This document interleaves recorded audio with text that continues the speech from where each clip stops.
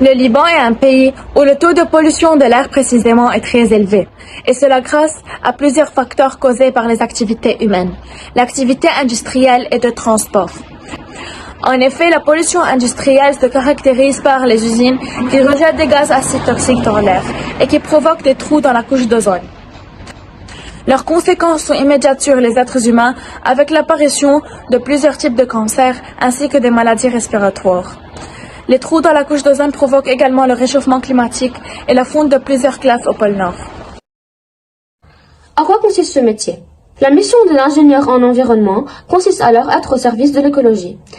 Il permet alors d'étudier l'impact de grandes créations qui aideront à la protection de la nature. En effet, comme les créations à l'aide de biologistes en environnement, les électrofiltres qui captent les particules supérieures à 10 microns, ainsi que des filtres à charbon actif et à minéraux absorbants qui seront toujours présents au bout de chaque tube sortant des usines.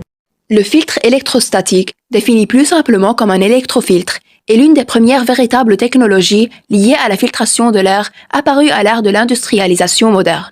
Quand il fonctionne, vous pouvez voir les fumées entrer, mais vous ne pouvez pas les voir sortir. Le principe de fonctionnement est le suivant.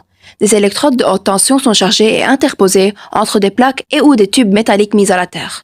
La charge des électrodes à courant continu peut être positive ou négative et est utilisée pour créer un vent ionisant entre l'ioniseur et le capteur.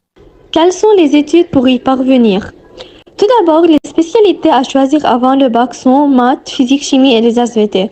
Ensuite, après avoir passé le bac, il faut étudier 5 ou 6 ans à l'université pour obtenir un diplôme d'ingénieur avec une spécialisation en écologie, environnement, etc.